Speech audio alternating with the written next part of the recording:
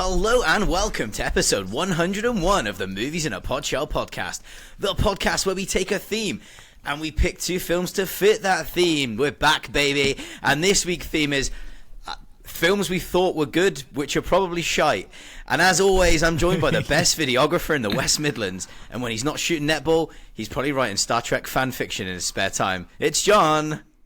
I do the netball, but I don't do the fan fiction Star Trek, so don't. Yeah, you do. Actually, to be fair, I sent Jamie. I went to my parents' house and found in the loft some Star Trek fan fiction from when I was about 10 of Star Trek Voyager, and it was really, really bad. And some Terminator stuff as well. It was hilarious. The Terminator stuff was great, to be fair. Probably better than Terminator Genesis, put it that way. It's not difficult. It was, it's not bad. Yeah, not bad. It was straight to the point. But yeah, we've just done 3 parts of episode 100 where we just deep dived into Hitchcock. We went completely. I'll be honest, I'm all Hitchcocked out. I am going to talk about some because I finished them up after the thing because I wanted to complete the collection. But anyway, go on. Well, we had a guest on, Tony Lee Morale, who is a Hitchcock expert, and he's releasing his new book in June. Yes. Yes. And June? Yeah, I think it's June. Anyway, I've posted It's today soon. on. It's not that far away. It's pretty soon. And yeah, he shared with us like his expertise and also told us some stuff that is in his brand new book that hasn't even been released yet, and that's on the last podcast, so you should go and listen to them. Mm-hmm. But I don't. Finally, I can actually, I can go back to being slightly unhinged. Films we thought were good, but are probably shite. So we decided to. It was kind of my choices really. So I went for High School Musical, which is a film that I used to watch when I was younger, which I'm going to share with John why that was in a minute. And we chose Masters of the Universe from 1986, which I had on VHS. And I just used to love Masters of the Universe. The front cover, I remember it really well. John's got thoughts, but we're gonna dive into both of them. We're not really going to talk Which about... one are we talking about first? Well, it's going to have to be High School Musical because it is... It's the most interesting It's the big hitter, and it's probably the most interesting, yeah. But John, what have you been doing? You've been really busy. We're so boring. What have we do? We're always really busy. We are always really busy. Normally December and January is a really quiet time of year for me, and this year it wasn't. So netball season's ramping up. It's the Super Cup this weekend, so I'll be there. So been doing loads of like pre-season sport package stuff, green screens, and all the rest of it. Filming some game day stuff, which has been really good fun. You can check it out on my Instagram at jcb.video or on the Birmingham Panthers one. I am plugging it now. I love that. Now, do you know what, John? Finally. I love that he's finally proud enough of the podcast to or not mix work and play, because obviously I was about to say it's just because I've finally filmed some content. I'm happy enough that I'm 100% content with. Yeah, so there's a running joke for years, and we asked for ages like, why do you never swear on the pod? And one of the reasons, and he's smiling nice. He's like, one of the reasons why was genuinely because of like the type of work John does, and it's like he's got to corporate, he's got to appeal to clients and stuff. So, and I was like, well, why don't you just leave it to me to do all those naughty bits? But you did get feedback from someone that you work with, correct? That saw the pod, and what did they say? It was like I saw that clip like that's on the internet. It's got the most hits, and it's about your friend just saying how vanilla you are. Yeah, he's so mean to you. He's so mean to you, and I was like, come on, it's fine. It's context, man. Context is king. Anyway, sorry. So yeah, lots of filming, all good stuff. Today I filmed in a factory doing some fridge doors. So there we are. Fridge doors. What? And tell the listeners what you've learned about fridge doors today. Anything? Any good anecdotes? They close bloody fast because they have to keep the cool in. Okay. Oh, these genuinely, yeah, it was actually quite interesting. But yeah, lots of stuff. Easy clean as well because you need to clean them in food environments. That exactly. Yeah. I know all about that. Walk-in fridges, mate. I know all about walk-in fridge. Of other stuff though, yeah, lots of filming and bits and pieces. I have watched some films, but not loads. I've got some to run through. But smashing Mad Men, first time watch, loving it. I have done 2.5 or 3 seasons now, but I'm quite addicted. It is a slow burn. How many old fashions have you drank since you've been watching it? Or how many have you wanted to drink? A lot, but no. Yeah. It's interesting to me because obviously I started in the not in marketing, but in PR and marketing, and worked for PR and marketing agencies. Yeah. So seeing like the inception of like campaigns and stuff in the 60s and stuff is really good fun. And I love the whole showing all the social issues kind of from a modern lens, but then watching it all play out. I just really enjoy it. Love the references. Like recently there was they were talking about, what's the Christmas one you like, the depressing Christmas one about the mirror? What do you mean? A film? Is it The Apartment? Oh, The The bloke Apartment, he keeps yeah. sleeping with. Yeah. They reference that a few times and stuff. So I really enjoying that. 1960. We Smash- covered that on the pod, so you can go back did and indeed. listen to when we covered that. Yeah. Recently got into Slow Horses. Smash season 1 of that. Really enjoyed it. On to the second one now. It's been good so far. So yeah, done quite a lot of TV actually, and then other new stuff. I say other new stuff. Some are first time watches. Some are things I've not watched in years. Are we into films? Can we do that? Yeah, of course we can. Yeah, you can do what you want, mate. I already know you've seen this film, but I watched for the first time in a long time, and I think it's one of the most depressing films that I've forgotten was really depressing, because in my mind it's a 2000s film, so it wouldn't be. It's The Butterfly Effect, which is the Ashton Kutcher film. It's really bleak. Sorry, Can I just say, right, sorry, just to preface this. Yeah, that's it, preface this. Just to preface this, I just want to say, when people used to ask me in school what my favourite film was, I would tell them it was The Butterfly Effect. So carry on with what you were going to say about it. So I know this film very, very well. So it's one of those films that I remember as a 2000s film with Ashton Kutcher, and I thought it was it Amy Smart? Pretty sure. I know loads of stuff about this film, but I don't remember the lead girl actress. So I was like, oh yeah, I'll watch. It was one of those classics. I saw it advertised on it was on one of the film channels, but I thought I'll watch it properly because I hate watching films with adverts on TV. It just does it is Amy Smart. So I was like, right, and it was on Prime Video. So I watched it on Prime, only in HD, not in 4K. I don't know if there's a 4K release, but Jamie will probably tell me if there is. And it's just super dark. Way darker than I remember. Really dark. But also the actual initial concept behind it is a bit like a Black Mirror episode. Well, it is effectively like it is, yeah. And it's just really interesting. It's like, it's that sci-fi, but it's more of a thriller. So like this, it reminded me as well. Did you ever watch 12 Monkeys? Like the... So I remember my mum rented it on VHS, and we could not, no pun intended, we couldn't make arse or tail of it. No idea what it's about. I reckon now you don't would get love it. that. Probably, yeah. I think that's one now. Bruce Willis, isn't it? Do you know what? That might be a good shout for the pod. And there's Arrow Video have got a release of that, so we could do that. Brad Pitt performance in that as well. Really, Brad Pitt's in it. Yeah, but not as a big part. But anyway, yeah, I genuinely think of the Ashton Kutcher stuff I've watched. I've never really seen him do the serious roles, so it's really interesting watching him do a serious role. And I think it's better than Justin Timberlake in Time, which is my comparison of someone who's done like those kind of rom-commy roles, but then also done like a serious thing. James, I got rinsed last time. Did you like In Time? Love In Time. I think it's wicked. God. Like, yeah. So last time I mentioned it on the pod, I was like saying how wicked it was, and like what a really good premise it is. Stand by it, by the way.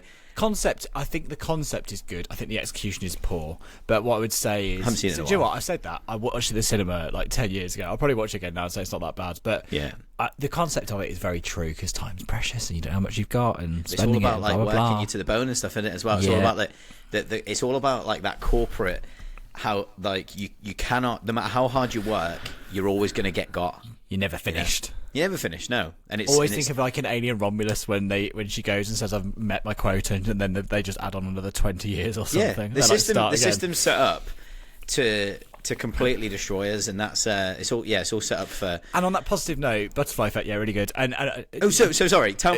So am I right in thinking the film is great?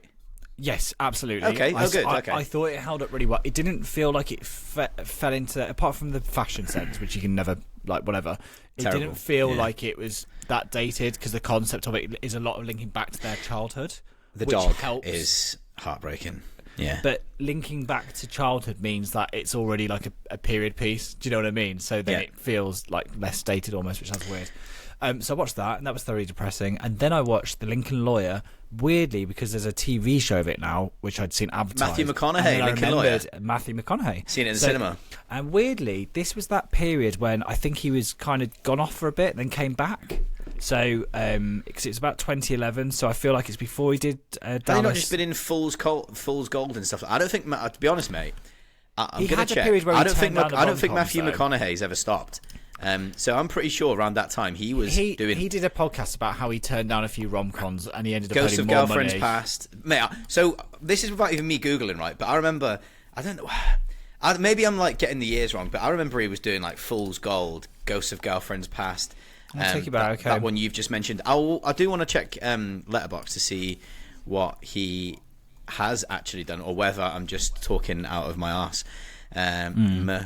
How do you spell that second name? It's impossible, isn't it? So let's sort by. And by the way, just so the listeners know, we are going to have a bit more of a catch up in the beginning of this episode. So we're probably not going to get into the films for a good. I mean, let's be honest. The films that we're going to analyze, which we normally do analyze, there ain't really much to analyze. Let's be honest. They're fun to talk about. Yeah, exactly. So Matthew McConaughey, right? He did. Right. So he did. Around the time that I was watching him, Wedding Planner, Reign of Fire, which I remember I had on a dodgy VHS tape. I've never seen Reign of Fire, but I think I'd love it. So no, it's shite. So there was a guy up the road. There was a guy up the road, right, who used to get VHS of like copied films. I don't know how he got them, and I remember watching Dog Soldiers on that, which felt right, you know, like proper B movie. Dog Soldiers on a grindhousey anyway. Yeah, wasn't even out yet. Reign of Fire, which was I remember the copy being. I remember thinking it was unwatchable back then, so God knows what it looked like. So yeah, so he did like that film Sahara, 2005. Okay, so he did Sahara, Fool's Gold, which was 2008, Ghosts of Girlfriends Past, I'm not too far off, 2009, and then Lincoln Lawyer, yes, nailed it, 2011. So I think that he had a bit of time off. Yeah, because I listened to a podcast when he talked about how he turned down a lot of roles that were rom-commy, and he ended up earning more money by basically turning those roles down and then doing the more serious stuff. And I kind of saw Lincoln Lawyer as part of that. Yeah. Well, he actually, anyway. You're probably right, because after he'd been doing those kind of silly films, I say silly, they're fine. He did Killer Joe, like and Interstellar and all that stuff as well. Obviously, he started getting some really big roles: Dallas Buyers Club, Wolf of Wall Street, Interstellar. Yeah, that was the one I was he went on a of. pretty True Detective all around that time. So he went on a good run. I wasn't expecting to talk about Matthew McConaughey. Anyway, carry on. Sorry, yeah, that was a tangent. And then final two. I'll keep it quick, because I know you've got quite a few to talk about. I have the 4Ks. I don't think I'd said this. Have I already said I've watched Spider-Man 4K? Can't remember. But I have. It's amazing. I think you did. Yeah, I think you did. Watch it. And then finally, the last film I had from the Hitchcock collection on Blu-ray that I hadn't watched was Topaz. So, did you watch Topaz? Yes. No. Any good? Okay. Topaz is overly long and very dull for a Hitchcock film. It is about a spy. It's based loosely on a spy saga from the 60s, I want to say, but basically. Okay. It's just the Cold War one. Yeah, but it's just very, it's just very slow, right? And it's more serious in tone than Torn Curtain, though, which I prefer, because there's a sequence in Torn Curtain which drove me mad, which is they're on a bus and it's playing like this jingly jangly music, and it's just like really not for me. Yeah. But anyway, I'm glad I watched it, because I feel like I've almost completed the collection. There's still some films on the list I want to see. There's the one about the priest that we didn't get to watch because it wasn't available anywhere. I confess. Yeah. And there's still a few that I would like to tick off, but I am pretty Hitchcocked out. Anyway, yeah. I enjoyed it though. Yeah, we had some lovely feedback, and I'm so pleased we did it. Genuinely, the fact that we put on a cinema showing, we managed to get an expert on for 3. He came for all 3 episodes, which obviously for me the barometer is always like, will they come back after the first episode, you know? So because that's always like, if Tony went away from the first episode being like, these two are absolute dickheads, man, like, then you kind of like, oh well, that's you've kind of got to be careful with that. So he obviously we always prepare really well for these things, so we are knowledgeable about who we get on, and we're not did you see that interviewer that said to what was the actor's name in Sinners? So there's an actor in, I can't remember. Ironically, I can't remember his name, but also I wasn't the person interviewing him. So there was a guy in Delroy Lindo, sorry, that's his name. So he's in Sinners, and he's been in loads of stuff over the years. Like, even I know that. Romeo Must Die, The Five Bloods, Malcolm X, Gone in 60 Seconds. The harder they fall. But anyway, so this interviewer, like, essentially what they're doing now is they're getting influencers to go on the red carpet. Influencers getting tickets to red carpet events and stuff, and it's depressing. And so he goes up to Delroy Lindo and is like, so how does it feel like laying on your career that your career's really like kind of like you've gone into films like this late in your career, like, and you've done the five Bloods, you've done the Sinners, and Delroy Lindo's like, what? Like, I've been doing this for 25 years. Like, it's crazy. Like, it's so embarrassing. Go and have a look at that. But yeah, gross. Anyway, and what have you been watching? Because you've been to cinema last night. I went to cinema last night. I'll finish on that. But I will start with, I've got one episode left of Pluribus. Now, I don't get it. I don't get what I think the hype. I reckon if it didn't have Vince Gilligan's name attached to it, I just don't think people would be hyping it up as much as they are. So obviously, I don't really want to say anything about it, huh? Is it just too slow for you? Too slow for me. I would say I'm surprised it's not too slow for everyone. Like, Rhea Seehorn's like fantastic in it, but we could have. It's got Euphoria season 2 syndrome where we really could have fit these 9 episodes into 5 episodes. And I think that's just a streaming platform thing. Silo is the same. Like, I really like Silo, but it was like there were 3 episodes of basically talking about a problem they were trying to solve without actually ever doing it, and then having an episode it was all resolved, and you're just like, we could have done this in at least half the time. It's quite it's really painful. Like, so the first few episodes are pretty good.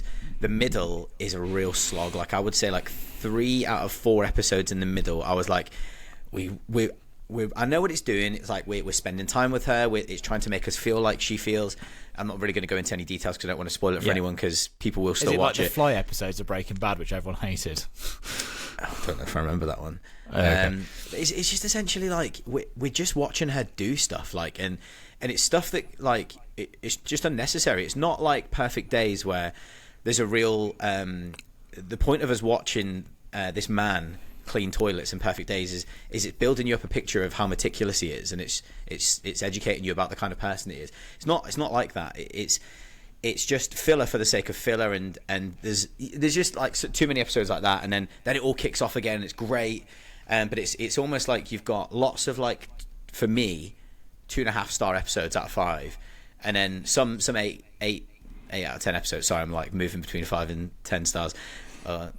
You've got some like 4-star episodes, and then you back down to like a 2.5-star episode because it's like just excruciatingly boring. Like, and I don't mind a slow burn, but this is not slow burn like True Detective where stuff's happening. It's really interesting. This is kind of like they're drip feeding you information, and it could have been done in 5 episodes. And I know for a fact, I've got 1 episode left.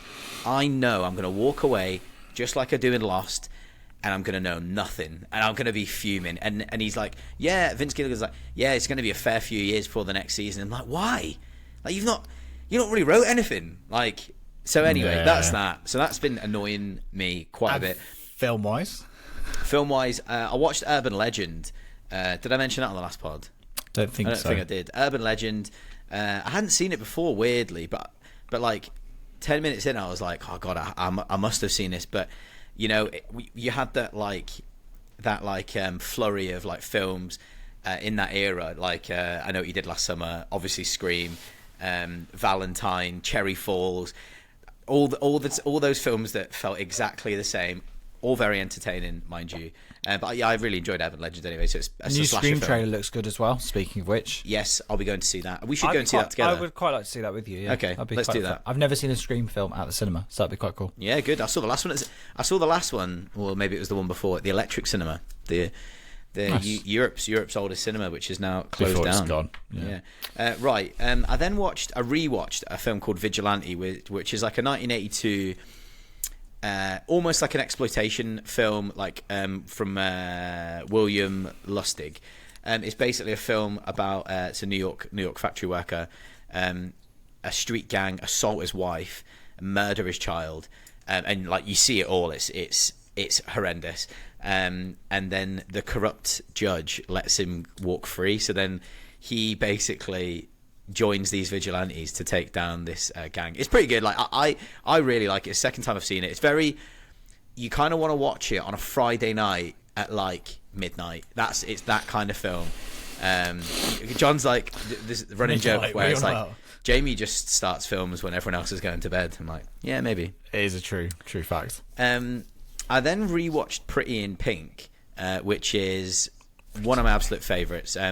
Directed by Howard Deutsch.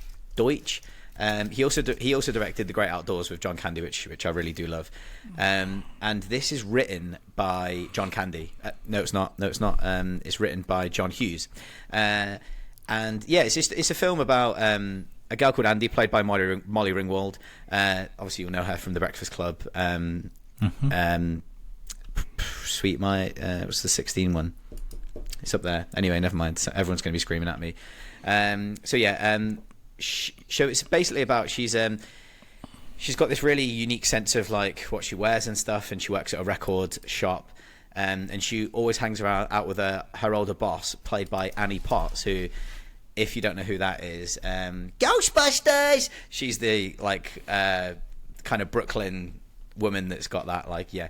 Anyway, so she works with her, and there's a lad that's got a crush on her, John Cryer, who you might know from Two and a Half Men. He's got a crush on her, but so has a guy called Blaine McDonough, who is like a really posh kid. It's very much about like a class separation. I really loved it, and Harry Dean Stanton's performance in this is really great. Like, yeah, he's fantastic. Like, there's a line that's delivered by Harry Dean Stanton like midway through. He's been left by his wife. Like, she just disappeared and left her and him and his daughter, and he's kind of depressed, doesn't have a job or anything like that. But he loves his daughter, and I literally wrote the line that John Hughes wrote is good on paper, but the way it's delivered by Harry Dean Stanton is why AI will never win. Absolute gut wrenching stuff, and it really is like it really gets you. And I had tears in my eyes watching it. Yeah, anyway, I always do. I love it. I'm going to talk about AI in a second because I've got a lot to say. So I'm going to bundle these three films in together, all new ones. But before that, I'm just going to quickly talk about Code of Silence from 1985, starring Chuck Norris. So I've been friend of the pod, Kim. Wow, this is off the record. Yeah. It is off the rails, mate. Off the rails tonight. So friend of the pod, Kim. We've both been watching and sharing with each other this YouTube channel that we've been following, and I think it's called like The Velvet Curtain.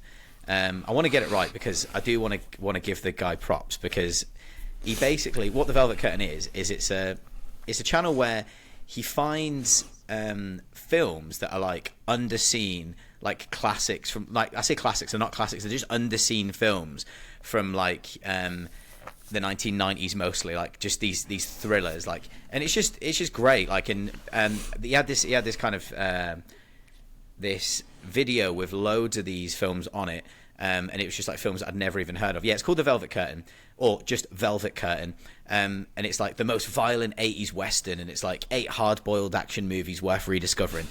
And so I just like went on that list, like looked at them all, added them all to my list, and then Code of Silence was on there. So I was like, do you know what? I don't even think I've ever seen a film with Chuck Norris in it, except whichever the one he's in with Bruce Lee, Enter the Dragon, I think. And yeah, basically this is another Chicago cop in the middle of a gang war.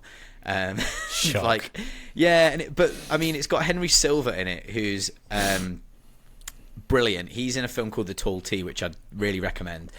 Really good character actor. But it also does have the guy from, what's his name now? So he's I knew his voice straight away. Essentially, I can't remember his name, but it's the guy from Home Alone. He's like, I'm gonna pump your guts full of lead, and he's in it. And I was like, I know that voice. Like, what's that from? And it's from that. Anyway, right. So here goes. I watched The Wrecking Crew from 2026, starring Dave Bautista and Jason Momoa. This is just a buddy action. Oh, it's not. But they're not cops, but it's like a buddy action film. It's an Amazon Prime film, and I really enjoyed it. It's like, I think it's really good. So I would really hardly recommend it. It's great. Highly recommend it or hardly recommend it? Hard recommend it. Oh, right. I thought you said I'd hardly recommend it. No, I would recommend it. I would hard recommend it. It's really good fun. It's violent. It's a good action film. It reminded me a little bit of the Last Boy Scout. And the script is great. The script reminded me of a Shane Black script, which was really good. I have a problem with the film, which I'll tell you about in a minute, and it's the same problem I have with the next film that I watched. Yes, which there's was a link between these, isn't there? Yes, Primate. So I watched Primate, which is it's basically a killer monkey movie. So a pet monkey gets rabies, and basically goes on a wild one.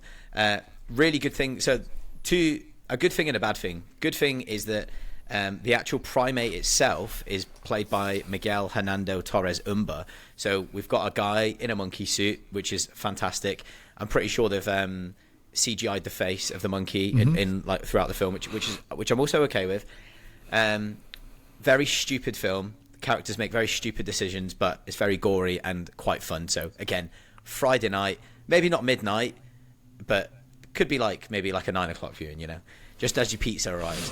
So Primate, really good. I would recommend. And when I say really good, it's a 6 out of 10. But my enjoyment was probably 6.5.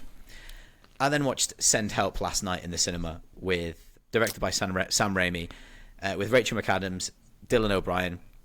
This is a film about Rachel McAdams' character Linda Liddell. She's really good at her job. She works with numbers. She's an analyst, and essentially she's promised a job by the CEO of the company.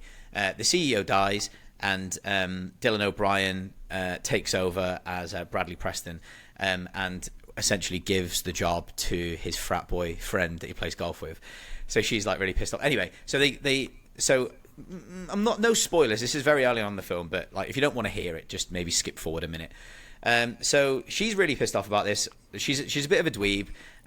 She works really hard, but nothing to show for it. They go to Bangkok because to shut her up or to get her to solve this issue. He's like, come to Bangkok with us, and you can help us. They go to Bangkok, and the plane crashes, and they end up on a desert island, right? So we've got CEO and strategy manager on this desert island. Everyone else is dead. And so from there, it's about them surviving on the island and trying to build a relationship. And it's really good. It goes to places I didn't really expect it to. And I did really enjoy it. My main issue with the last 3 films I watched, though, so between that, Primate, and The Wrecking Crew, we watched that actually, second episode of the pod. The reliance on CG everything is starting to upset me, and I look at every film now and I wonder what I'm looking at and if it is AI generated or not, because Wrecking Crew have this weird helicopter scene at the end which is just completely unnecessary, and compared to Code of Silence, not a big budget film from 1985, they're actually fighting on top of a train, and it's real, and they've done it. They've managed to do it on a low budget. Obviously, it's way safer to do the CGI zero version. health and safety probably as well. Yeah, I know, but I'm watching this helicopter chase, and it just looks bollocks. So does the extra blood in Primate. They have got real blood, but they've also got loads of CG blood. It looks bollocks. They've got a man falling off the side of a building. Looked bollocks. Send Help, the whole island. Really, the backgrounds all look bollocks, and it's all looks like it's just AI, CGI generated, whatever it is, and it just all looks. So those 3 films from this year all look exactly the same, and what can I do about it, John? Help me. So I was going to say, if you're a fan of Corridor Crew, which I am, which goes to the CG and stuff, I imagine a lot of it isn't AI because a lot of it's usually CG backdrops and stuff because the levels of control. Because the AI stuff is it's still very difficult to get consistency. I know people are going to at me saying there are models that are more consistent, and there are, but for backdrops and backgrounds and stuff, I'm guessing they make CG environments and plug them in. Were either of these films using the volume, or were they just comps, green screen? I don't think so. I think a lot. I don't think so. But I also don't know for sure. But because from looking at, I can usually tell when a film is the volume. If I was going to guess any, it would be Send Help. Because the volume was one of those things where I was really behind it, but then when I watched, especially the Obi-Wan series, you could really tell the limitations because the cinematographer who did the volume shot Mandalorian season 1 and 2, and you can't tell it's on the volume because he obviously knew where you could and couldn't do things. Yeah. And then when other people have come in to use the technology, as they did with Obi-Wan, it didn't look as good or as high a production value. It felt really boxy and small because they didn't know how to like capture it. But anyway, going off point, few things with the blood. When you put a certain amount of blood in a film, it changes the age rating. So if you add more digitally or remove it digitally, then you've got options in the edit. Because do you remember the weird thing about 12A is you can beat the crap out of someone and kill them, and it's fine as long as there's no blood coming from them. So like the Bourne films is like a prime example. Like it's brutal takedowns and murders, but there's no blood, so it's fine. Right. And it's like okay. This is interesting. Bond as well. And there's loads of films where you see someone's like got a headshot and like the headshot's like a tiny little mark in the head, and it's like their whole skull will be like caved in. But again, who wants to see that? So yeah, basically digital blood and stuff I understand because it can affect the age rating. It just doesn't look as good though. It doesn't look as good, that is fair, but it gives them more control when films now are made. And we have George Lucas to thank for this with the prequels, which was he started that process of with digital you can shoot more things, you can shoot on green screen backdrops, and you can have lots of different versions in the edit, and you can make all these changes and worry about it later. And now, okay, maybe you don't do it all on the green screen and it isn't a real place, but you can still digitally alter a lot of things, so it's hard to know what's real. I think the reason people have got really into, like, you and I went on a binge of like 90s action films because you knew they were still real because they had to do so much of it, and there was less digital compositing or whatever in there.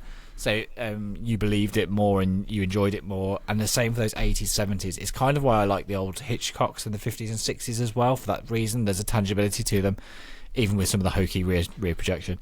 It's also why people always love Alien and Aliens, because people are still like, majority of it still looks incredible today, despite the limitations. Yeah. So yeah, I get your grievances, but also that we are on a trend of this flat look of filmmaking, and we've talked about this before, which is digital can look like film and be really colourful and have all these things, but it can also just have that flat monotony kind of like when I film I shoot in log, and they're saying some producers. Well, I don't know if this is true, but Ollie Harper, who is a YouTube channel I'm a massive fan of, he talks about how he's convinced that producers and directors see the ungraded footage on set and get so obsessed with that look, they're like, actually, I do like it quite desaturated, so let's just keep it similar with a bit of contrast. That might not be true, but it does feel like it sometimes. And when Jamie and I go on our moaning rants about Marvel, it's usually about that, the uniformity of like the lack of visual interest, like it is just dull and muddy. Muddy is the way I describe it, but well, I'm just looking here. I'm just looking now, right? I'm just looking at the most recent films I've watched, and funnily, I also that film The Rip from Netflix, that Send Help, Wrecking Crew, and Primate all look very similar. I've got to give it to The Housemaid that looks great, that's just the nature of it. Black Phone 2, although I didn't really like the film, it was doing some really interesting stuff with how it looks, and actually 28 years later, The Bone Temple looked really good. I mean, also, compared to that, so jokes aside, we're going to talk about two films which are varying degrees of quality in terms what do you mean? Like... But if you look at High School Musical and how bold and colourful it is in comparison, it is more visually interesting to look at, even despite the fact it's essentially just like a stage play captured. And then you've got Master of the Universe. There's some bits of it which I think have got really nice lighting. There's other parts which are naff, but I've heard that's because the director had a bit of a moan about the lack of visual flair, and then it progressed as it went on. But yeah, the other thing I spoke to you about before is back in the day you committed to a look on set. If you filmed it photochemically on film, you committed to a look, this is how it would look, and when it comes out it would look this way, and you could adjust colours with processes, but not to a great extent. Now digitally it's like shoot it all flat, and I do this by the way for work, like this is how we film. So like you shoot it all flat, do you? You shoot it all completely flat, it's in log, and then you add a lookup table afterwards. So the video I sent you last night, which is like one of my recent projects, there's like a conversion LUT to Rec 709. So that basically means you get your normal colours back in colour space, and then on top of that you have your adjustment layer where you can then add and change to like the look you want. So Snyder jokingly said in that thing, they said, how do I make my footage look more cinematic? And he said, drop the saturation by 20%, increased contrast Yeah. and increased sharpness, or whatever it was. But it's that then you basically got like Justice League, like here's Justice League. It's just sad though, isn't yeah. it? It's sad that like we're really losing the magic of how films look, and they're few and far between now, unless the director makes a really stylistic choice. They do exist. I mean, my They big do. one No, was I'm not saying. Emerald Fennell's Saltburn. I thought was visually Well, also that was apparently Wuthering Heights is interesting supposed to aspect look ratio. Yeah, I haven't seen that yet. Well, look, I'm anyway. not saying I'm not saying that all films are like this. I'm just saying the last 3 that I've watched from this year, I was like, oh. What was the film we did before? I've forgotten her name. The female-directed film about the girl in America who moves to university at the end and realises she'd rather be at home. Well, that's a really crap description of the film, but you know Saoirse what I'm on Ronan, about. the Saoirse Ronan one. Yes. Oh God, I know. But that's Anyway, a film. yes. That's a film that was shot digitally, but made to look like it was shot on film. And I Lady think Bird. yes, and Okay, that's a yeah. beautiful film. It is, yeah. Do you see what I mean? It's They beautiful. do exist. Anyway, It can be we done. we've done Right. 37 minutes of catch up and not talked about Yes. any film yet. So The listeners- It would be fun to ahead. know, listeners. Do you actually even like the catch up, or do you No, they hit not skip like it? and they go to the time I don't period think when they do. the No, I first don't film think they do. starts. Let's talk about it. Let's talk about the classic, the Disney Channel classic movie, High School Musical from 2006. Come on, move it. Let's go. For the East High Wildcats, We are days away from our biggest game of the year. basketball is everything. You are so dedicated. But when their star player steps off the court Any last minute sign up? I'd like to audition, Miss Darbus. and onto center stage, I'll sing with her. We're soaring, flying. he'll show the entire school there's something to sing about. Is this some kind of joke? Oh boy. Oh boy, So, oh boy. I have a lot of happy memories about 2006. I want to give you a little bit of like the world of John in 2006. So Okay. it's the World Cup 2006, which is the first World Cup when I was Was that the super, gold ball? super into it. It in gold the final ball? it may have been, but it was Sven's last tournament. Beckham as captain. It's pure heyday for me. Lampard, Gerrard, Scholes. Yeah. It's not a football pod, but anyway, anyway. Well, it was the Scholes team wasn't that there, should have. so ignore that. It was the ignore team that. that actually should have won Shut yourself something. up. It's the team that should have won something. Scholes had gone by this point, but yeah, and it's got my favourite ever. Joe Cole, why not? Swinging shot, brilliant. Oh, why not? Anyway, so 2006, I was buzzing. Yeah. I was into my FIFA, I was into pairs, I was loving life, and I was also just heading into my GCSEs the following year, and I did GCSE music, and Jane, as in Jane Crowder, friend of the pod, sent me a DVD of High School Musical because she'd obviously reviewed it. Yeah. And she was like, "I think you might, think you might like this. You might not. Try it out." And I got a load of like extra Disney merch with it. I don't know if it was like Yeah. a pad or whatever. Did you get a Raglan T-shirt? Like, I've no like, idea what it was. like Troy And Bolton wears. Yeah. I think carry on. there may have been some Panther. I've got Panther on the brain, Christ. I think there was some Wildcats branded stuff. Yeah. Like, because obviously. Wildcats Yes, everywhere. in the year. Yeah, And then so I watched it and like I didn't mind it that much. I was just like, Yeah. it's fine. But what was interesting was at school, I remember it being massive, and this is pre-streaming as well. Like, and there were people who were like passing the DVD around or whatever. Mm-hmm. But what was interesting was I did GCSE music, and I used to, well, still can, but I played keyboard, not full-blown piano, but I could play the You can keyboard. you can play keyboard. And I didn't know that. Are you genuinely any not know good? that? Are you any good? Not that good. I'm all right. What grade are you? Oh, I can't remember now. I think I at least did grade 5, I want to say. Okay, maybe that's more. not bad. Don't Well know. done. Yeah, well But done. I won't be able to see it now.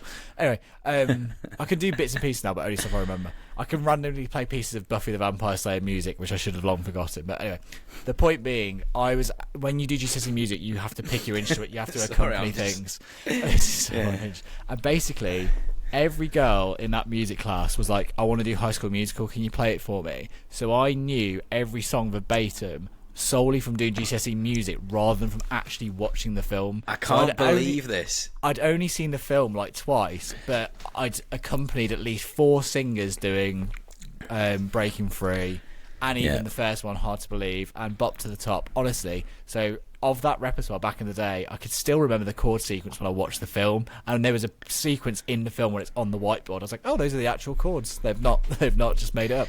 So that's my 2006. Cool, love that. Well, 2006. Bit of, flavour, whatever.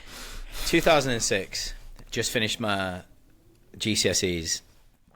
2005, I finished my GCSEs, and I went to a new A-level. I went to do my A-level somewhere else, and I remember being very much into like Fall Out Boy, Hawthorne Heights, like proper like My Chemical Romance, emo music, metal music. I was really into all of that, but my friends didn't know that High School Musical was massive, wasn't it? And at home it was massive.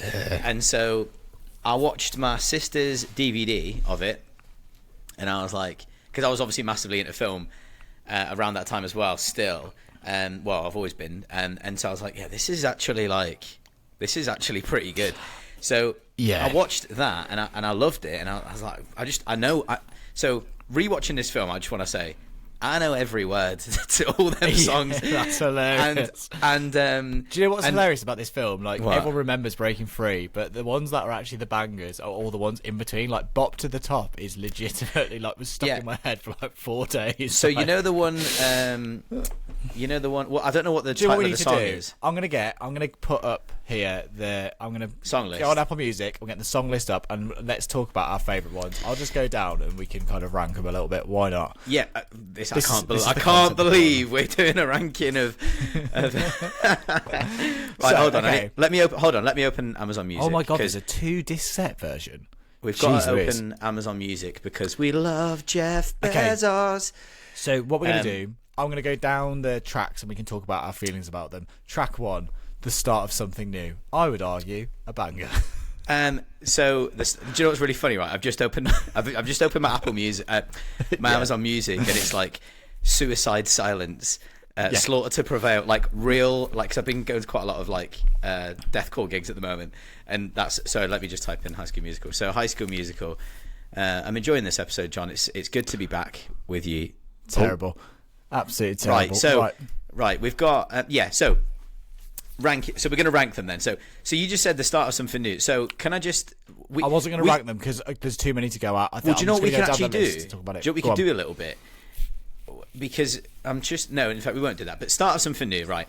That's the first song in the film, and that is the part of the film. That's the part of the film where you could easily just tap out because it's potentially the cringiest thing I've ever seen in my entire life. I was going to say, explain this.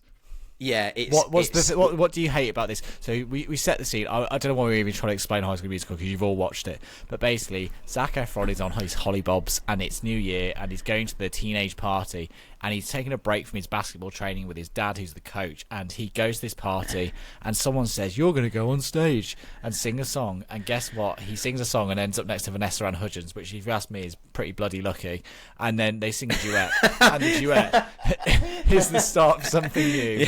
And then there we go. And there's a very famous bit which Jamie hates, which is when Troy starts feeling himself on stage a little bit after he realises he's got a pretty decent voice. He likes to take his jacket off, but he does it in a really cringy way, and Jamie dies inside. And we were watching it at the same time, not together. And he messaged me and was like, "That jacket, I just can't deal with it." I was like, "Yeah, okay." The jacket, but do you know what I do love? So if anyone is like going to rewatch it, that scene, look out, because I love to do in musicals, especially like modern style musicals. And when I say modern, like, yes, I am still talking about stuff like Grease and stuff, because musicals like old school, I know what you mean, singing and dancing films with like Fred Astaire and Ginger Rogers is a little bit different.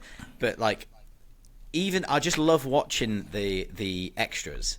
And so my god, because it's Disney as well, the channel, like, something's so bad. Go back to that scene, right, and look. There's a boy on the right hand side of the stage, behind Vanessa Hudgens, and he's wearing a Viking helmet, right? I know who you're on about as well. And he's like really like loving it, and it's fantastic. So go back, look for the boy in the Viking helmet right at the beginning of the film, and prepare to piss yourself laughing.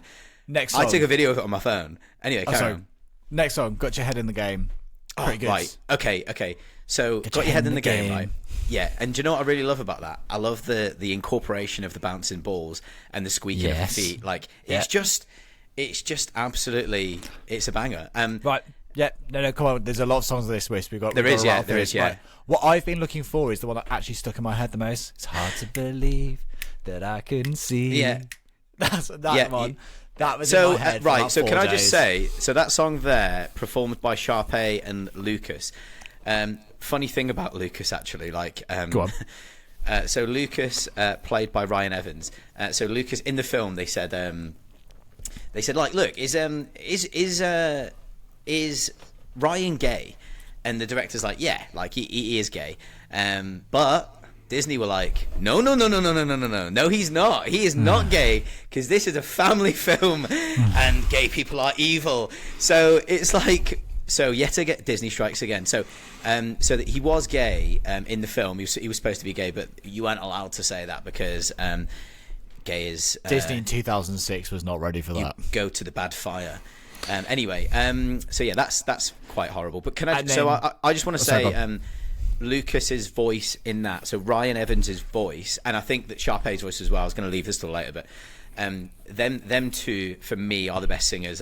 His voice is so like pitch perfect, and we'll talk about Zac Efron's voice in a bit, which he hasn't. It's got not one. his voice. No, I It's know. dubs. It is in the second and third film. He does He sing all of sings. it. It was out of key for him. It wasn't his key, you know. It was too And then high. you've He got- was not a tenor. Stick to the status quo. Right. No, So- no. Yeah. Stick to the stuff you know. Right. Anyway, so that one, Banger. Love it. absolute banger. However, it does Oh. upset. So they've got Creme a lot. brulee. No, I don't mind that, and I love the I love the message of the film around Conform. there, where it's like, yeah, you know what? Like, if you're a basketball player, like you can still be a theatre kid, and if you're a goth, you can still. What would goths do? I don't know. But anyway, it's But look, basically if saying that hadn't happened, you wouldn't have in 21 Jump Street when it's all reversed. exactly. But so that Status Quo song, it's a total banger and one of the best actually. But it's a really high song, so the verses are like and then it goes even higher than that, and the actors can't hit anywhere. They're really straining to hit the notes. So when you listen to it, it's pretty ropey. The verses are. So anyway, carry on to the next one. When there was Me and You, I'm not that keen on. That's after the laptop bit. I'm gonna say that's my least favorite song of the whole thing. It's the least memorable. Yeah. After that, Bop to the Top, which is one of the best performances of the entire thing. Them Sharpay, yeah, I'll say The again. brother and sister are amazing. Yeah, Ashley Tisdale. She's now down here as Ashley French. Don't like that. Ashley Tisdale it could have been me. Fuming. Yeah. So Ashley Tisdale and she's probably my favorite character in it. Like she's brilliant. Like very funny. She feels like she could drop into Mean Girls at any time. Yeah, and I wrote that in my notes. I've got in my that notes that it just is very Mean Girls, isn't it? But her and like Sharpay and Ryan have got the best voices. Yeah, so carry on. Can I just say, having watched this recent modern musicals, the Mean Girls musical is great. I loved the Mean Girls musical. It did enough different from the original and had enough of its own thing, but still harked back to it. I honestly loved it. I'm going but on the record no. again Go on. to back John up because that film has been dragged so badly. Has it actually? It's got terrible reviews, mate. Like, and Oh my most God, people I okay. know hate it. But I think really that liked it. I think maybe they're looking for Mean Girls, you know, and they're almost annoyed that It's slightly different. it's trying to do Mean Girls. Anyway, the next one is Breaking Free, which is the one I accompanied the most in GCSE music, so I knew that one very well. It's also was famously a good karaoke track of mine for many a year. Shut up! Yeah, love a duet. I've never seen you do that. Right. Uncles, my uncles Okay. have seen it many a time on many a holiday and in that'll be many a coming back. venue.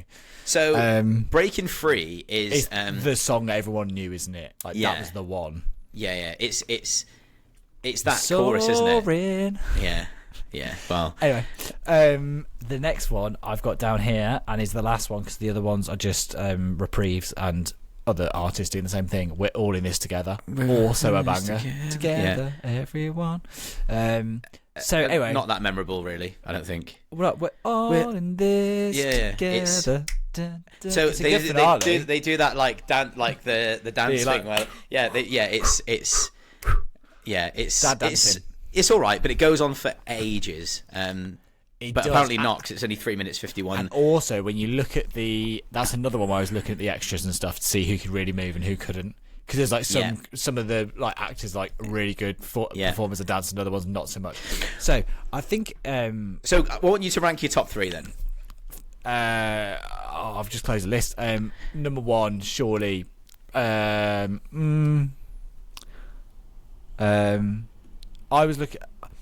Breaking Free is 1. I'd love to be controversial and say it isn't, but it is. Number 2 is I was looking for. It's hard to believe. What I've been looking for. Yeah, what I've been looking for. And then number 3 would be which version Status though? Quo. So not the Reprieve, the first one. Okay, cool. Sharpay and Brother. Yeah, I mean, so my Jamie's top 3. Probably my top 3 is, I would say Breaking Free at number 3 probably. Ooh. And then probably what I've been looking for is Such a Good Song. Start and then something probably new I've left out as well, didn't I? I would That say was a Stick good to the one. Status Quo is probably the best song on there. It's because it's so big, you know. Do you know what I can't believe we've done when this we're on talking about High School Musical, it's really difficult to talk about it because let's be honest, there's not much to critically analyse. But I just want to share some of the chats that Jamie and I had on WhatsApp about this when we were watching it. So I'm going to get so much flack for this. So I'm actually just going to scroll through my chat and just kind of say some of the opinions I had while watching this film. I was not expecting this. Yeah. So okay, here we go. So my review for Master of the Universe was not quite as nice. No, it wasn't. Okay. Here we go. So, a few things I noticed in this film. It's definitely a TV movie because it randomly fades to black at multiple points. Yeah, doesn't it? It does, yeah. It goes for the adverts breaks. Yeah, that's number 1. I said pure TV movie. I think I'm biased to it because I remember watching it with friends in year 10, 11. It's nostalgia bait, really. My critical analysis for this is non-existent. Jamie said, nor yes, is mine. Yeah. Same. And then you also said the song that Sharpay and her brother do is a banger. It's hard to believe what I can see. Yeah. I said, and I'm not sure about repeating this one, but I put, pure cinema, still better than all of Marvel Phase 4. And then I read the list, which was Black Widow, Shang-Chi and the Legends of the Ten Rings, Eternals, Spider-Man No Way Home, Doctor Strange in the Multiverse of Madness, Thor Love and Thunder, Black Panther and Wakanda Forever. I put, are any of these actually better than this? Like, actually. Are you going to go on the record and tell so John said one thing that was absolutely outrageous. Are you willing to share that? I can't remember which one it was. Oh, I know which one it was. I would argue this is our generation's Grease. What? That's going to lose you a few listeners. I'm trying to think what else I've got. The rest is about the next film. So, yeah, if you wanted an insight into my evening. So, do I genuinely believe it's better than all of Marvel Phase 4? Probably not, but it's a hell of a lot more entertaining than a lot of them. There's more colours and saturation in it, and in more interesting cinematography and choreography. So my caveat to that was Spider-Man No Way Home and the Doctor Strange one, which I know a lot of people don't like, but I didn't mind. Yeah. So there's that. Also, the acting in this is kind of ropey. When I watch this film, I see it as basically I'm watching a theatre performance. I'm watching a theatre recording of something, and that's kind of how I view it. It's interesting to me how Zac Efron's gone on to be able to do like Academy Award nominated performances in the wrestling movie 2 years ago, whenever it was. Iron Claw. Everyone else, from what I can see, hasn't done quite so much. I mean, Vanessa Ashley Hudgens had bits and bobs, didn't she? Ashley Tisdale's done a bit, and like she has done a bit, but also Vanessa Hudgens has had a great career, like really good career. Yes, that is true. She had a career after this, but let's say Spring Breakers, yes, 2012 wasn't long afterwards. Princess Switch, I remember her from Thunderbirds, the movie, as you do. She's in 2 of the Bad Boys films. I'm guessing she plays one of the daughters in those. Sucker Punch, mate. Sucker Punch, I do remember well. Zack Snyder. Girlfriend at the time went mental about me watching that. No idea why. Yeah, I do remember that. Anyway, so, I do remember that. there's a negative memory. Anyway, so High School Musical. I genuinely, as I said, jokes aside, the critical analysis for this was just absolutely gone because it brought back so many memories of those teenage years. Lots of happy memories of sitting in the music room and playing along, hearing varying degrees of quality of people being able to sing or not sing the song. I can't believe you were living your own High School Musical, really, weren't you? No, Because you were like in music playing these songs, like you were living your own High School Musical. Yeah, but I was the pianist in the film rather than anyone else. You know, I like her. What's she I called? like her. She's good. Anyway, Kelsey, I think. So, what else is there to say really about this? Well, I've got a few things. It made me happy. That's what I'll say. It made me happy. It made me smile. It was a bit of fun. I enjoy as well. Jamie had some thoughts on the webcam, the use of like there's a sequence where they cruel. Yeah. Tell us a little bit about the webcam. It's really nasty. Like so obviously the mathletics team are pissed off because Gabriella. The Math League. They're pissed off because Gabriella's so smart, but she wants to go off with her boyfriend and do a musical. The basketball team are pissed off with Troy because they're worried about that he's also going into to do this musical, and he's like, he's slacking off training and all sorts. So what they do is they do a horrendous thing where essentially they call each group of friends call them in, and the basketball players are saying all this stuff, all this inspirational stuff to like Troy Bolton, saying like, you know who's going to be the next, quarterback guy, like in this basketball, I'm aware. Kobe Bryant. It's gonna be you, Troy. All this shit, and Troy's like, he's like, I don't need Gabriella. Like, this is all about you guys. Like shit like that, basically. And anyway, they've got this like laptop that is probably as thick as an encyclopedia at the time, and they've basically got him recording to Gabriella, and the Math League are basically like showing Gabriella. She's really mean, and I'm just like, well, obviously they had to have, like, they all say a good story has a build, a climax, a tension point, and then that release of tension, and that's kind of what they were going for. This sequence is that big dip in the middle where you're worried everything's not going to be okay, and then looking. Yeah. I remember when I was a kid hating that in Disney films. I just liked the first 20 minutes being like, just leave it as the opening 20 when everything's fine. I don't care about the rest. Yeah, me too. So anyway, so that happens. But there's a few things that, like, we're looking through my notes here. I think that I mentioned Ashley Tisdale is great. I think she is the best in this in terms of her acting. She's got a great voice as well. The teacher, Miss Darbus, played by Alison Reed, makes me laugh. Throughout the film, she's whenever she's on screen, she seems to be very funny. Where's your sports posse? Like, and then it's like Troy's like, what, my team? Like, she's just really funny. Like all the stuff she's properly like chewing the scenery. And then I think that Sharpay, where she's like, evaporate, tall person. Like, there's some really funny. There's some good lines. There's some Mean Girls-esque fun lines. Like, there is, I'm into it. There is. I mean, what I thought was like, so there's the bit where they're practicing breaking free, and they've got this like Edward Scissorhands music playing in the background. It like all of a sudden goes into like a Tim Burton score in the background. Oh, is it the montage sequence? Yeah, it's and the montage. She's really playing the piano like this and like nodding. It's when Sharpay and Ryan are trying to sabotage Gabriella and Troy, and there's a scene where Sharpay walks into the toilets, right? And there is no way in hell. And she walks into the toilets, and then she walks out the toilets. Can't see Gabriella. Gabriella's literally like standing behind this like door, which she would not have been able to not see on the way out. So I was like, that's a bit silly. The singing on the balcony when Troy tries to redeem himself to Gabriella and show her just that he can be a basketball player and he can be a lover and a musical man. Genius.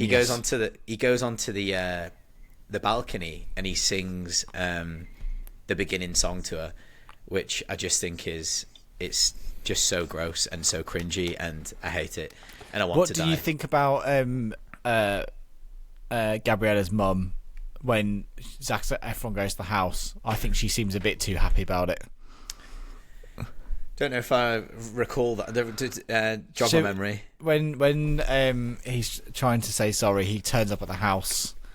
And Gabriella's like, I can't, because I'm studying, but she's not studying. She just doesn't want to see him. And then the mum's like really pleased, like he's come round and he's so polite. But I don't think in real life she'd be that pleased. Because he's a babe, isn't it? Because he's like he's the point guard, you know, from the basketball, the Wildcats. The only one, so there's a couple of things like. One thing I would have liked to see, a bit more basketball in this. So I know it's a musical, but I would have liked to have seen a bit more. Like, apparently Zac Efron was practicing 3 hours a day in order unnecessary, I would say. Yeah, he's not really doing much. He shoots some good hoops at the start. He's like, Dad, like, you know when like you just want to do the unexpected, and his dad's like, what, like fake left? Like, it's really funny, man. Like, it's just I think also when it was written, I like to feel like they were self-aware enough to know it was cheesy and ridiculous, and they just they let into it. Like, it's supposed to be camp. In my mind, it's supposed to be camp, and they lean into it, and that's why I think people don't mind it, because it's unapologetic. Really I think good fun. When people don't like musicals is when they take themselves seriously. So I think that's why some people hate La La Land. I love La La Land, but I understand why people hate it, because it's just very like, I'm feeling this emotion and then I'm singing it, and people are like, I'm not into that. And like, this has that, but the point is it's a bit of a wink wink nudge nudge. Yeah, we know it's all a bit cheesy and whatever, but we're all here having a good time. Are you having a good time? We're having a good time. Yeah.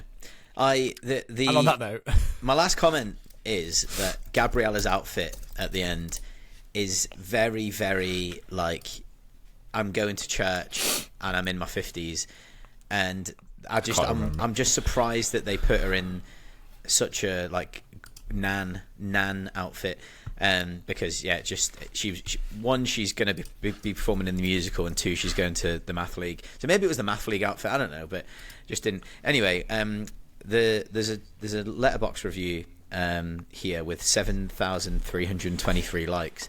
I'm going to shame the person, because I'm sure it's a joke, but they're called Brie, and they say this with a greater than arrow, Quentin Tarantino and Stanley Kubrick's entire filmography combined. So I'm just like, okay, I'm sure it's a joke, but yeah. Anyway, she's just trying to get across that she likes film. So, speaking of having a good time, which I definitely did when I watched, High School Musical. Sometimes when we watch films, we don't have a good time, and unfortunately, that leads us on to Masters of the Universe. There is a place where legends are born, where the light confronts the dark. A world of incredible mystery, magic, and adventure. A world where colossal powers will collide in a battle to control the universe. What don't you like about Masters of the Universe? 21% on Rotten Tomatoes, 5.4% on IMDb, but weirdly a 4.6 out of 5 on Amazon. You take your pick. So, Masters of the Universe, context, it was an animated TV show in the 80s, but apparently, according to a lot of people, by the time this film came out, the fad had kind of gone and people were on to the next toy range. Yeah. There are plus points to this film, there are negative points to this film. It was made by Canon Studios, who famously... Yes, it was. Famous. Love them. Famous for like doing slightly poor quality films in general, such as Superman 4, The Quest for Peace. I like that one. Do you? It's all right. It's about it's about the Cold War, isn't it? Yeah. But it's known, basically, they were known for like cutting corners and things, and like they were going to do a sequel to this, but it was going to be at the same time they filmed a Spider-Man film, and they were going to share the sets and whatever else. So what I would say compared to some other of the canon films I'd seen previously is this one does feel to have more spectacle in general, as in like scale and size, but there's things about it that annoy me, but we'll get into it. For Master of the Universe, do you want to do a brief synopsis, because there actually is more of a plot to this than teenagers singing about falling in love? Not much more, but yeah, I'll do a synopsis.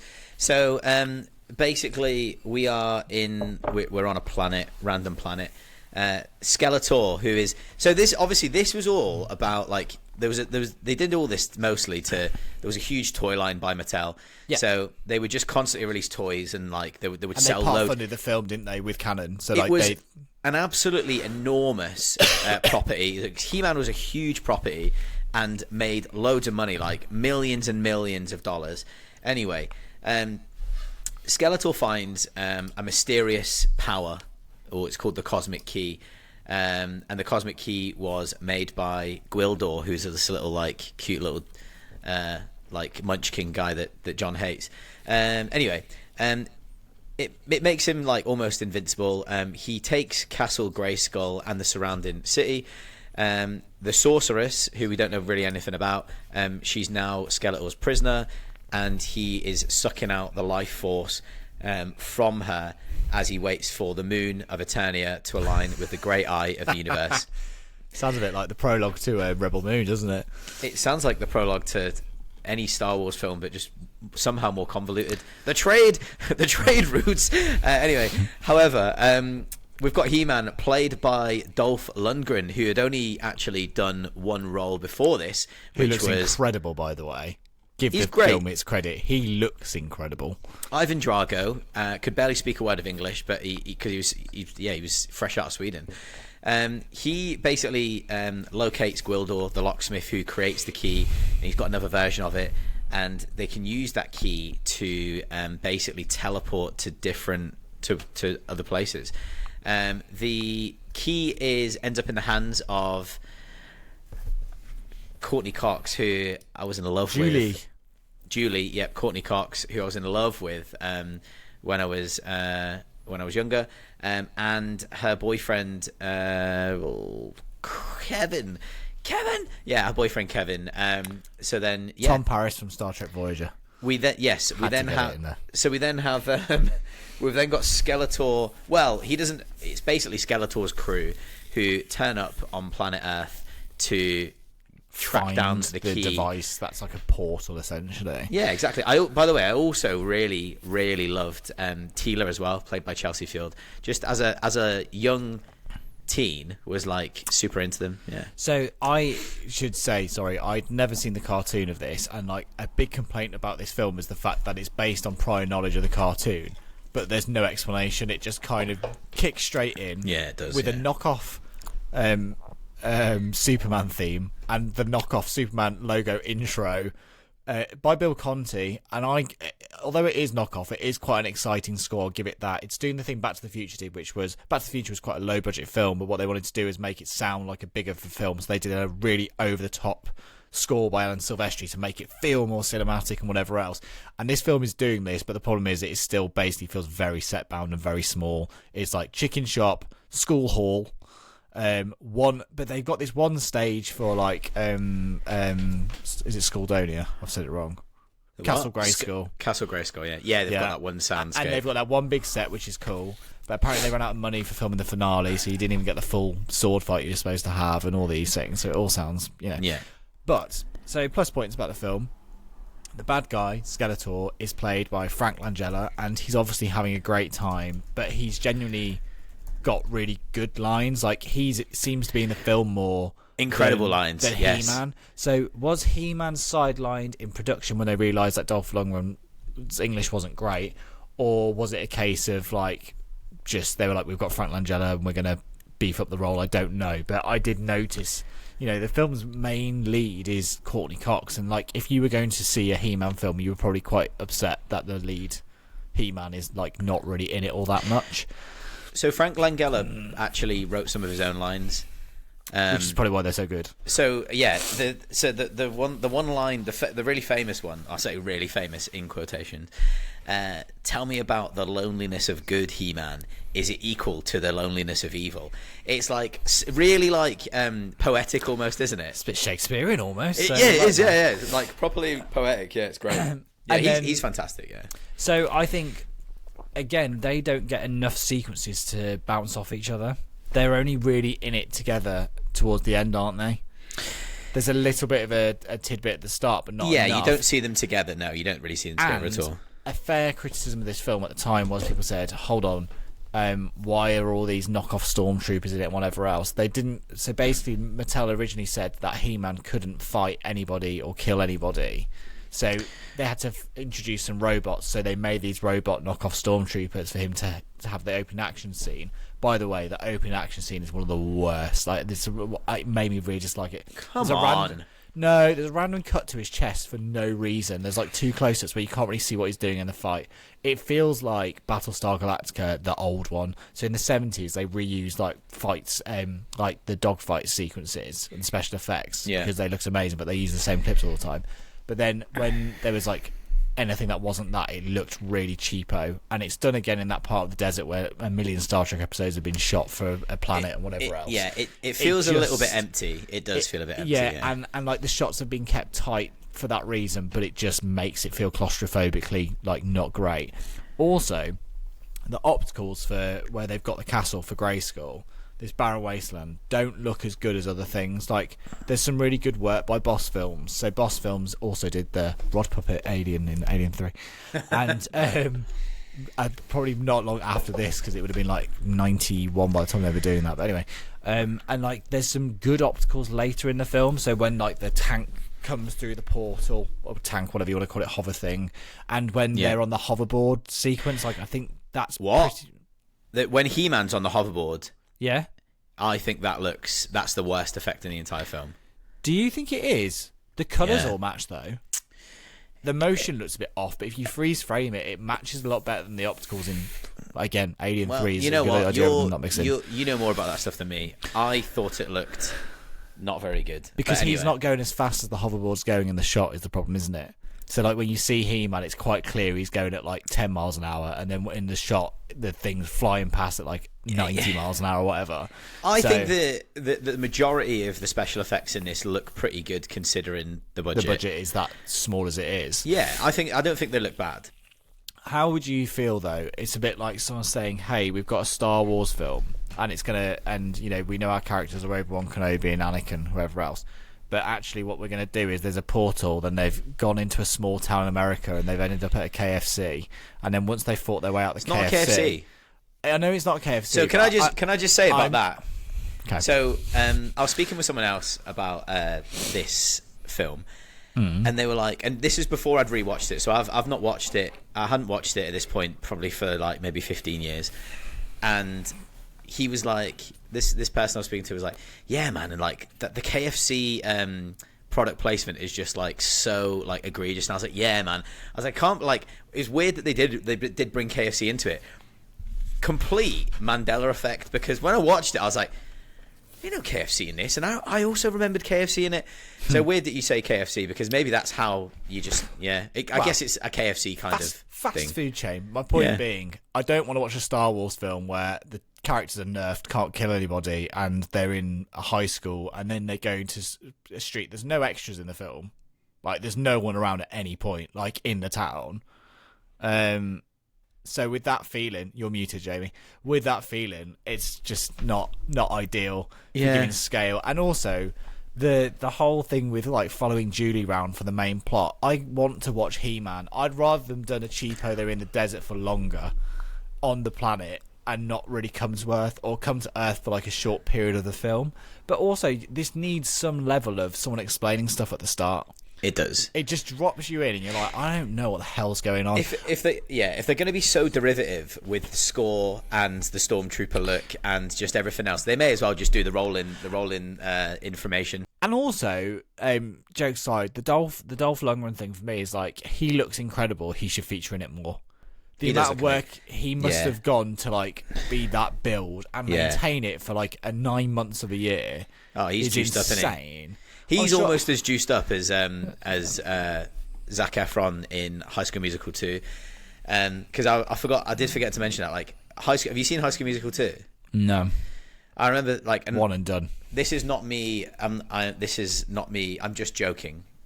But Zac Efron looks like he's been on the baby foods, like between High School Musical 1 and 2. Like, he looks like he's been on the peds, mate.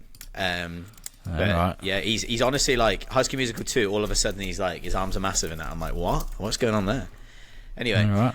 So yeah, Dolph Lundgren he does look incredible, and he should feature more. I think that if you take it for what it is, it's a little bit too long.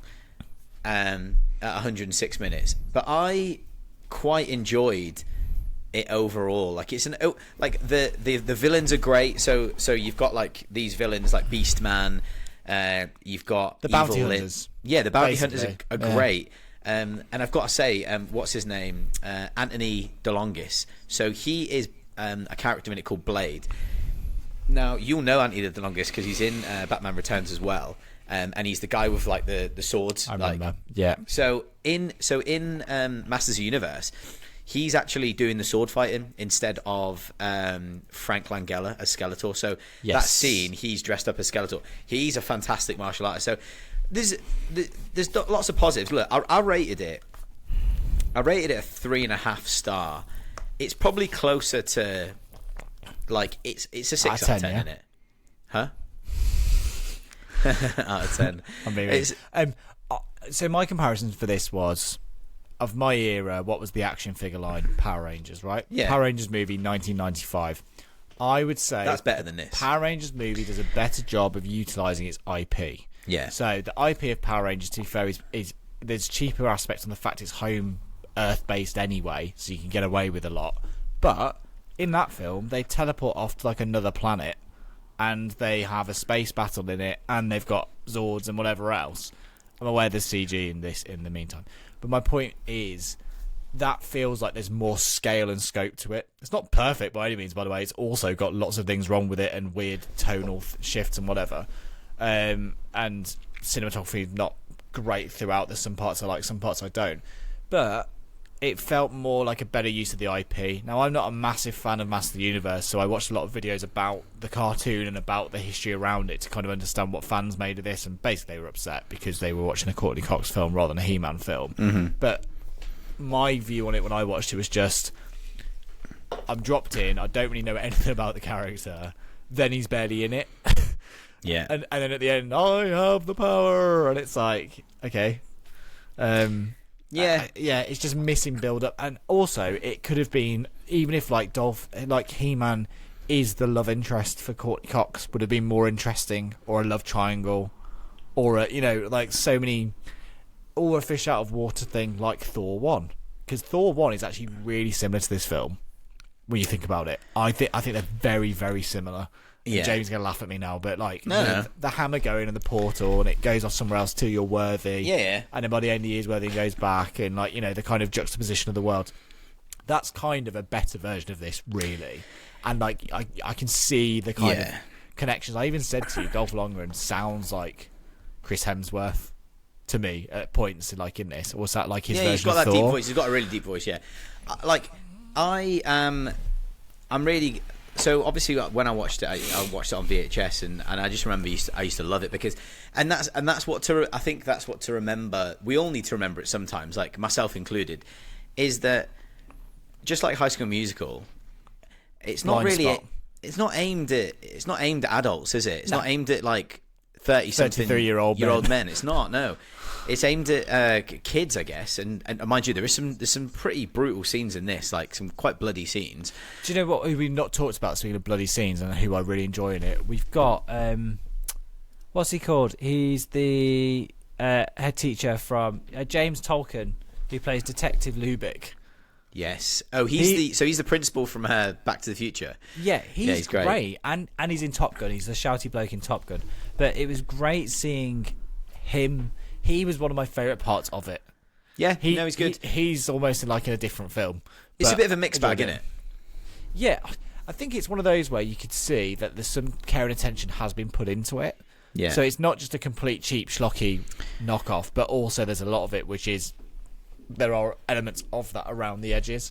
And you've also got to remember around that time what was coming out and think about in comparison the levels to it. But at the end of the day, you are right. It's a kids' film, but that's why I was comparing it to Power Rangers. It missed the boat, didn't it? Like ultimately, like I think that when just like the Marvel is like the biggest thing. Was the biggest thing in the world.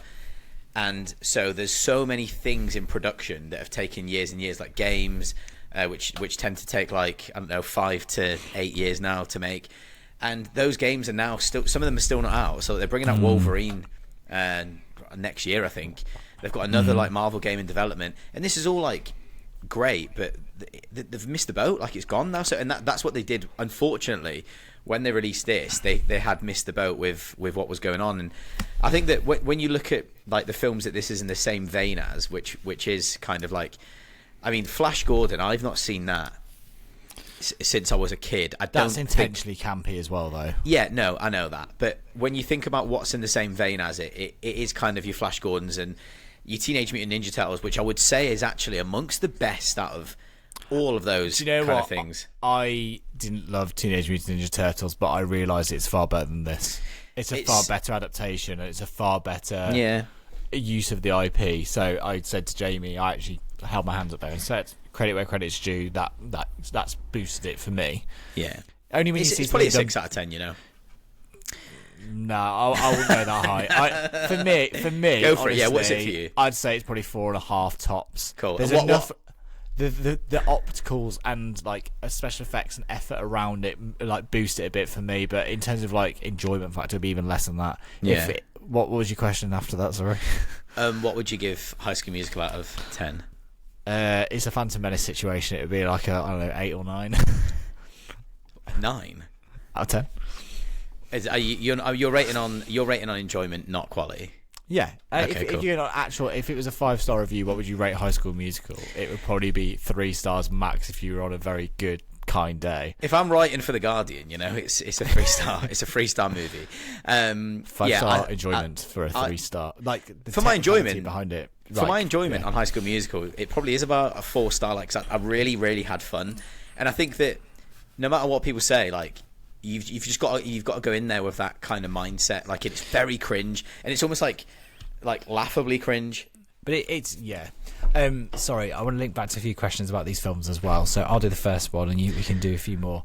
Actually, the first question that took my eye, actually, I'm going to go for, which was David Ellis said, "Name any toy you want to see have its own film adaptation or reboot." Now, because of the success of Barbie, there's a whole host of films that might be coming out, such as Hot Wheels or whatever else. We've had Lego Movie. There was a Playmobil movie. Do you remember that? Nope.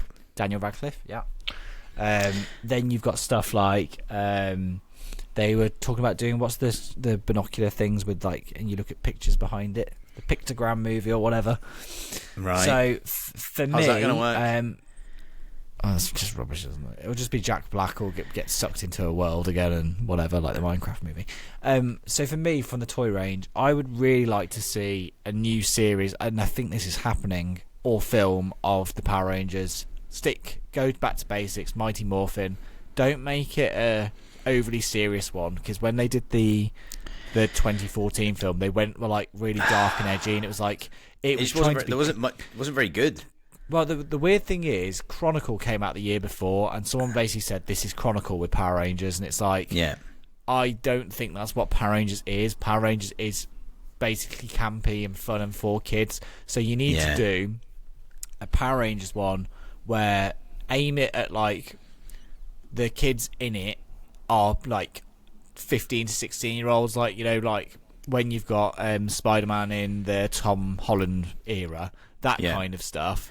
And then, just make it be fun. Like, there has to be a level of threat, but it's still with a wink, wink, nudge, nudge. It'll be all right at the end. Go hard on, like, the Zords and, like, you know, it's about working together and teamwork, and let it be a bit cheesy, because, you know, Power Rangers used to have, like, the sponsored ads for, like, why you shouldn't smoke and why you should use your energy productively and not fight in the street. And, like, do you know what I mean? Like, those... Yeah. But just accept that part of it as well as the actual... film itself. Like, it doesn't need to be that serious. Like, we're past that. Do you remember that era? And like, I was bad for this as well. I used to love it, but it's like, take it back to basics and strip it back and make it dark and moody. Batman Begins, Casino Royale, Bourne Identity, whatever. Like, there was a whole host of stuff that came after that, and it's like Hansel and Gretel but dark, Snow White but dark, or whatever. And it's now like, you know, we're past that stage, and now I'm fully aware of like some of the things that do well now are things that are openly embracing the tone of that kind of, not cringe, but just that kind of embrace the, well, campy tone, I suppose, for lack of better description. Just yeah. Anyway, sorry. How about yourself? For me, I mean, the one glaringly I was like looking back at kind of what TV shows I watched when I was a kid, and ones that I would love to be made into a live action. The number one, without a doubt, would be Thundercats. So Thundercats was obviously I think it was like late 80s, early 90s cartoon, which was so sick, and it's very much in the same vein as like He-Man and all that kind of stuff, like really good fun. So Thundercats would be my number one that I would love to see made into a live action. Like looking at the other things, I mean, I guess Thundercats is coming apparently with Henry Cavill. Shut up. Is it? Adam Wingard. Right, okay, well, I'll take it. Adam Wingard. Imagine. He did the Godzilla film, didn't he? Anyway, the other one that I remember loving when I was a kid was Gargoyles, which was like, again, like very late 90s. I've not thought of that in forever. That's Yeah. wild. You've just said that. Yeah, so Gargoyles. yeah, exactly. So Gargoyles, I think would be like, yeah, probably the best for me. Thundercats, and then That's such a throwback. Yeah, sick in it. Yeah. The only other thing I would like to see would be probably like an actual decent version of G.I. Joe. So if they could do G.I. Joe well and do it properly, I'd probably love to see that. So they're probably my three big hitters. They were the ones that I kind of watched growing up. Really controversial. I saw G.I. Joe at the cinema and didn't think it was that bad. I literally was like, it's basically like, it reminded me of the Star Wars prequels, the underwater stuff. Like, it's very similar. But what I was going to say was, I think the action of that film is actually okay. I really don't think it's that bad. It's pure cringe. And like, Channing Tatum clearly doesn't want to be there, and he's basically said in later years he didn't want to be there. I think when you think about like how iconic G.I. Joe is to a lot of people, it just needs like G.I. Joe deserves like a film that is like solid, like, you know. So Transformers, for example, the reason why I've not mentioned Transformers is because I genuinely really love the first Transformer film with Shia LaBeouf and I think it's Megan the Fox. best one. Yeah, and people obviously don't. It's become really a really good thing to hate Michael Bay. So it's a shame that is the case. But I think the first one is great, and I actually think the second and the third are all right as well. It obviously jumps off a cliff after that, but the action in the third is incredible. It just goes on for so long. It's like an hour and a half action scene. It's just a bit much, isn't it? So yeah, those are mine. Yeah. What next question? Let me boot it up. The other one I saw was Patch says, what films did you love in the past that you've rewatched and was disappointed on rewatch? I mean, Jamie, Master of the Universe, I'm hoping you're going to say. Yeah, so unfortunately, Masters of the Universe has not been ideal. So yeah, I mean the other one probably that comes to mind, which I actually bought on DVD, Blu-ray, which I've spoken about this film loads of times, would be Double Dragon. So Double Dragon, yes, you have, yeah. I've got that on Blu-ray. I remember getting it from the video shop. I got the VHS. My nan rented it for me. Got the VHS, and essentially watched it, rewound it, and watched it again and again. And when I watch it, like, it's not terrible, but it's not a good film. And Mortal Kombat. Nope, that is a 4-star banger, so you can do one. Okay. I'm trying to think of one for myself. Mortal Kombat, like, hold on, I need to just stop you there on Mortal Kombat. We need to rewatch this because I can't deal with it. Well, genuinely, we'll do it for the pod. We'll do it for the pod, and then we can properly review it, and we'll actually. It's so good, man. It's not. Okay. It's not. It's not. Yeah. Okay. I'm looking now at my films across the way to see what films. I don't know. I'll be honest. Do you sometimes find there's films where you didn't read certain narrative lines, or like you remember it being really serious, then you watch it back and realise it's quite hokey? So like again, recent rewatch to me was Spider-Man. Now I knew it was that Silver Age style of like that again, kind of campy, but like the Sam Raimi parts one that are way more over the top than I remembered in the first one, which I found interesting. Like didn't bother me, but yeah. But yeah, I can't really think of one. Sorry. I think like the only other one that I guess comes to mind is I think that when I was watching like some of the scary movie films, like I remember just loving them and thinking they were brilliant, but then I don't think they've aged very well. Like, and not about the humour. Not another teen movie as well that I saw that was garbage on TV like recently, and I was like, this isn't actually funny. I remember as a teenager finding it hilarious, but I suppose it's just because it was so shocking to what you'd normally see. Like, you forget how, like, when we were growing up, now it's not really on, but when the channels were on, right, it was very restricted to, like, what could be shown at what time, whatever else. So when your friend had a DVD of, like, a comedy from America that was really raunchy or whatever, it was, like, a real big, like, you know. Anyway, the other question we've got here, which is, Jamie and John, imagine that you've been cast in a Masters of the Universe film. Which character would you play and why? So I'd like to be my favourite character in this, and we didn't really talk about them, but Jamie touched on it briefly. You know the bounty hunters? Yeah. I like the snake / lizard man. Right, is that who you would be? Because you're a little snake? I am. After what you said about Mortal Kombat. I'm going to find his name. Have a look. Right, so yeah, while you're doing that, I mean, Jamie's going to pick He-Man, 100%. No, I wasn't actually, because that's like completely what's it called? That's out of order. I would go for I don't know his name actually, but Beastman? No, the older guy, just the guy that's with He-Man. Oh, the army older guy, man. the boring Yeah, I one. like him. Gwildor. Yeah, No, not Gwildor. No, it's not. That's the other guy. It is. But I quite like him anyway. The other person that I would like to play would be Skeletor, because I think I could have a real good time there, and that's just because I want to have a good time, you know. I'd quite like to do the Lubick role, do a bit of James Tolkien, but no one can do James Tolkien like James Tolkien. I enjoy him; he's fun. I do think, and I don't know if I said this enough when we were talking about it, but like Skeletor is the best thing in this film by a country mile, and like, yeah, I'm all for that.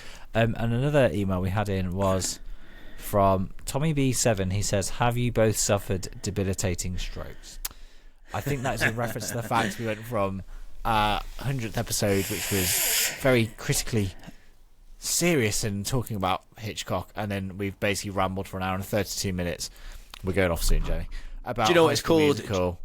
Joe, it's called, Tom. It's called range, darling.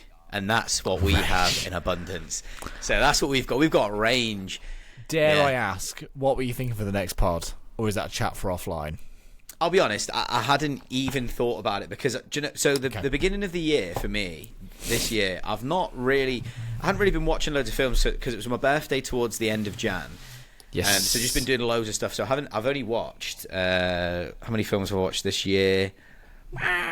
Not many. I think I've watched about 22 films this year so far, which is pretty weak for me. Yeah, it's pretty weak. 22 films. So I've not really thought about it, John. I think that we'll have a little think, and if there's anything that you fancy, then we'll go. But yeah, it's boring for the listeners to hear that.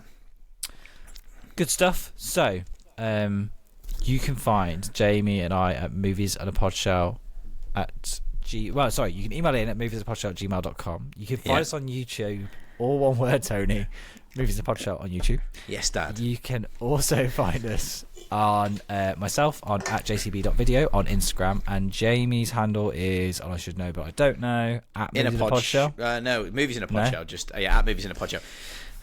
You can find us on Spotify, Amazon, Apple, anywhere where you get your podcasts. You can find us on YouTube. It really helps us on YouTube if you do find us to subscribe.